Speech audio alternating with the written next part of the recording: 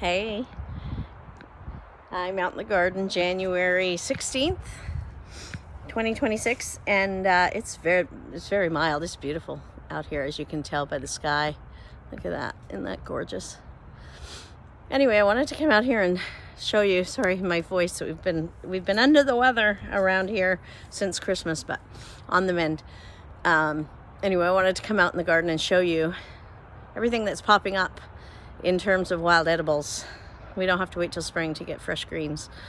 They're popping up all over the place. I mean, it is exceptionally early because of the mildness, and I'm sure we're going to get a cold spell maybe coming up here pretty quick or in February. But in the meantime, let me show you what we can still nibble on.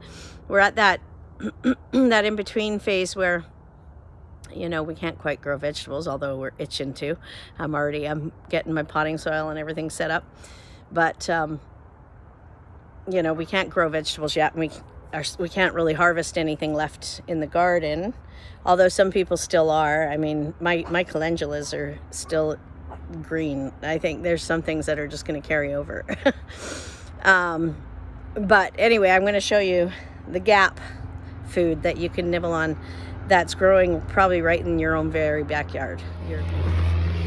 Okay, see this little beauty? Oh, sorry, overhead plane here. We'll wait. Okay, this is chickweed. Isn't she pretty? She is a cooling plant, so she's really good if you have anything hot, like a hot rash or varicose veins, angry varicose veins. But you can just eat her. You can throw her in a salad raw. You can throw her in soups and stews. You can make tincture out of her.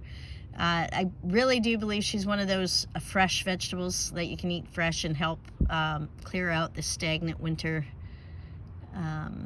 lymphatic system. So because she comes on so early, all those early spring wild weeds and wild edibles are all really good for cleansing, after hibernation.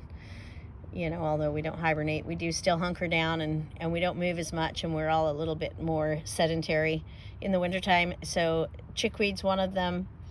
Actually, all of these plants I'm going to show you today are probably all very good for that, and including a few more that maybe haven't popped up yet. But chickweed, if you see her in the garden, go ahead and eat her. She's very healthy, very safe. I just want to see if you can get a close-up of her.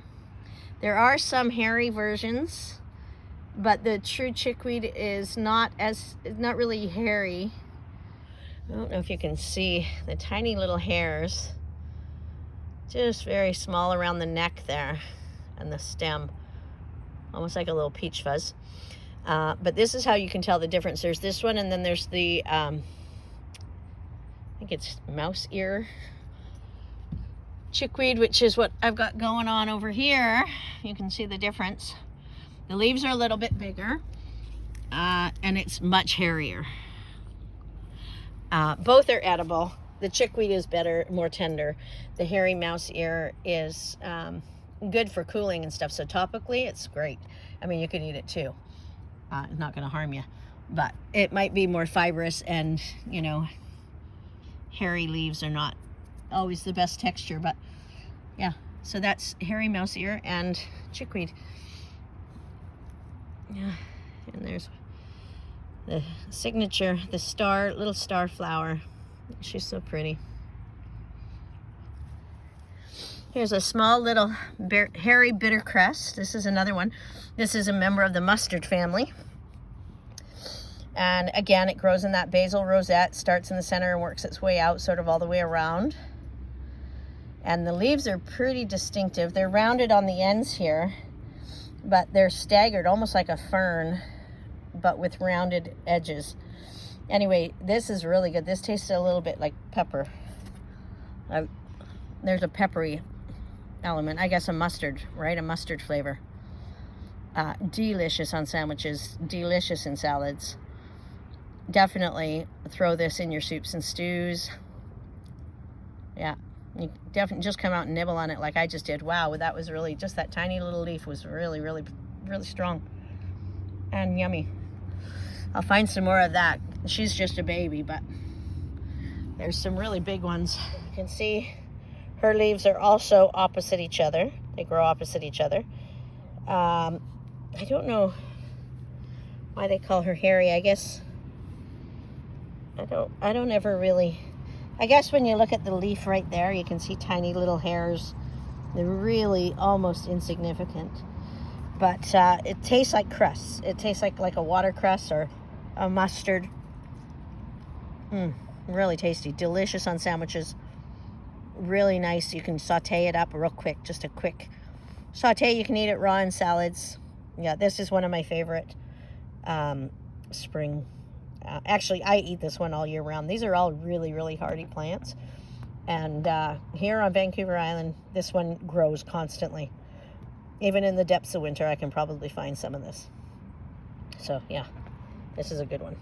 Get you lots of greens and nutrients, and get your body flowing. And even with the spicy mustard flavor in there, you can taste it. Like, it definitely would help get things moving. Okay, so here's some sheep sorrel, and although it's not huge, it's still here. And this is a really yummy, tasty one. It almost looks like a spade, you know, like a shovel, a little bit pointy at the end, and then these two little things on the side. It's got a very distinctive leaf pattern. Also grows in a basal rosette formation, like a lot of these wild weeds. But she tastes very good, like citrusy, lemony, and delicious in salads and soups. And sandwiches even. Just throw everything. Eat all these the way that you would any other green. Raw, cooked. Yeah, make a broth with them. Or just come out in the garden and nibble. This one might give you a bit of an idea of how she grows. Yeah, starts in the center and works her way out. Growing in this pot right here. Look at this beautiful hairy bittercress. And then alongside of her is some chickweed. There's a little melting pot of fresh greens. And let's not forget about clover. Look at that. Yeah, clover you can eat any time of year as well. It's green all year round. If you've got it, it's edible. And often I will take some clover and throw it in with my scrambled eggs and make a frittata. Something I call a foraged frittata. Whatever I can find in there, usually dandelion and clover. But yeah, you can throw her in your salad. You can eat her raw. Put her in soup. Make a broth. Same. All the same stuff. Here's a fresh batch of purple dead nettle. So this is from the mint family. And you know what it is when you look. So the leaves are a little bit hairy. And when you roll it in your hand, the stem is square. They grow opposite leaves. She gets purple flowers in the spring and can be quite invasive. Grows quite prolifically, like a mint that she is. She's got a very distinctive flavor, much better right now this time of year or very early spring. Like an earthy mint, though not quite as menthol tasting as a mint, but still very good. You can use her in, you know, soups, salads, all that kind of stuff. Eat her raw, eat her cooked. And then this little one here, same thing. She's a mint. She's square. This is henbit, and also same sort of idea. She gets little tiny purple flowers, and also is a member of the, you know, they're cousins. These guys, the dead nettle and the henbit, but the henbit's kind of distinctive because you can see how she grows a long stem and then puts off the leaves and then stretches out again and puts out some more leaves. Both of those are edible. Both are very tasty and healthy and nutritious. Great for flushing the kidney and the lymphatic systems.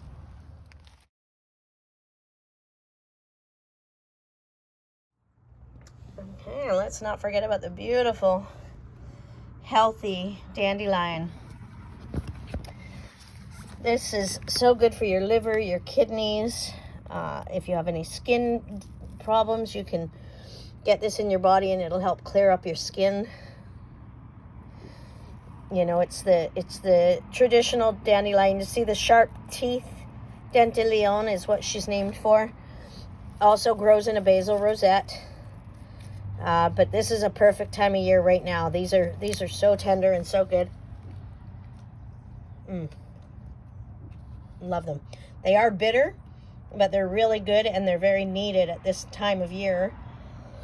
And in the spring when everything is really stagnant, including our digestive system, she's going to really help activate your digestive system and kick things into gear, flush out toxins, and get you ready for spring. All of these greens will help get you woken up, get your body awake, come out of hibernation, and start flushing out the toxins and everything that didn't get pushed through because our lymphatic systems were so slow. We sit around and we're not as, active and moving, and everything kind of just slows down and toxins build up. All these spring greens are excellent for this. So salads, raw. I love dandelion salad just on its own, but you can mix it with other lettuces or whatever. You can cook it into your eggs. You can put it into your soups and stews. You can cook it like a spinach. Yeah, make tea. Dig it up for the root if you want. Now's the time to do that. Either in the late fall or winter if you have access to it and can get into the ground, or early spring before it shoots up flowers is when you want to get the roots of any plant. That's after the cold has turned everything back down into the root, so it can pull up all the nutrients it needs and store the starches and stuff that it needs to push up flowers. Here pretty darn quick it'll be putting up flowers, but now's the time for the root if you're going to harvest the root. And this is chicory. Chicory is the plant that you usually see growing on the side of the road with little purple flowers on it. Sorry for the dog, she wants to play frisbee. But all of this is like totally edible, really nice, bitter green. It's a little bit similar to a dandelion, but yeah, this is all chicory coming up from roots that I didn't get a chance to harvest this year. So here's a chicory plant that I didn't get a chance to harvest. Look at that. Is that gonna bud? Oh my gosh, this is insane. Anyway, she puts out tiny little purple flowers during the day. They close up at night. Grows very, very tall. So this is what she might look like now.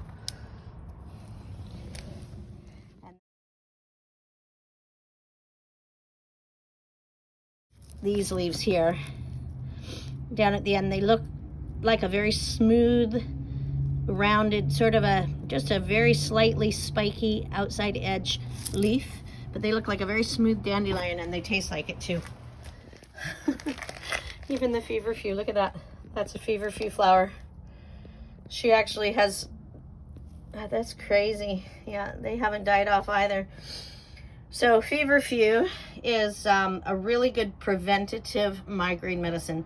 You can turn her into a tincture. Just chop up all the leaves and the flowers, if you get any flowers, and soak her in vodka, 100 proof vodka. And if you get migraines on a very regular basis, she's something you can take as a maintenance, as a preventative. So you don't take her when you get a migraine, you take her regularly as a maintenance dose to avoid getting them regularly. Yeah, you can eat it. You can eat the flower, you can eat the leaf, but it is very, very bitter tasting. Not a good flavor. But yeah, she's edible and very medicinal. So there you have it. It's still quite a bit out here. This little beauty is cleaver, or sticky willy, some people might know her as. She is bedstraw, I think is another name. She has a lot of names. But she's got these little barbed, let's see if I can, she's got these little barbed, yeah, there they are. Little barbed stems, and it will stick to your clothing if you throw it at somebody's shirt. It'll stick like Velcro. But this one is a really strong lymphatic drainage plant. So she's perfect for spring wake up. She's a pot herb. Throw her in stewing pots. Eat her like this. Just eat her fresh out of the garden. Put her in salads. You can make a tincture out of her. She's got a really, really nice, fresh, almost a parsley taste, but a really fresh parsley. Yeah, really, really delicious. And you want to get her before she turns to seed and flowers. It's a little bit early yet for her. She's obviously a little confused, but that's okay. We'll take what we can get. We'll maybe wait a couple of weeks and come out and have another look around. And yeah, there's a whole bunch of her right there. And in here too, amongst the peonies and the bluebells, and yeah, we got lots of it here, so we'll get her when she's ready. But that is Sticky Willy or cleavers. Yeah, she's the real pusher for the lymphatic system and the kidney flush. So if you see her growing in your garden, make sure you have a nibble. This one here also is a sorrel, but not sheep sorrel. This is called wood sorrel, and it looks like a clover, but as you can see, it's not. It's got very, very heart-shaped leaves. They're very hairy, and they are kind of like a purple, almost shamrocky, like a purpley red brown color. Anyway, this also tastes very citrusy and delicious, so you can eat those in salads and soups and stuff. Yeah, it's only January 16th, and I'm definitely foraging in my own yard. Yeah, get creative with it. Do some research. Figure out what you can make with it. But the best way for me is just to get out in the yard and start nibbling.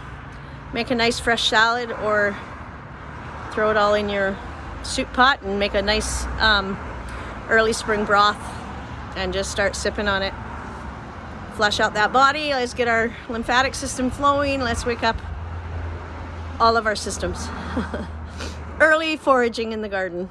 Then I'm sure all of you have these growing in your backyard, or if you don't have a yard, somewhere close by. These are very common weeds on Vancouver Island, so you can find them, easy access.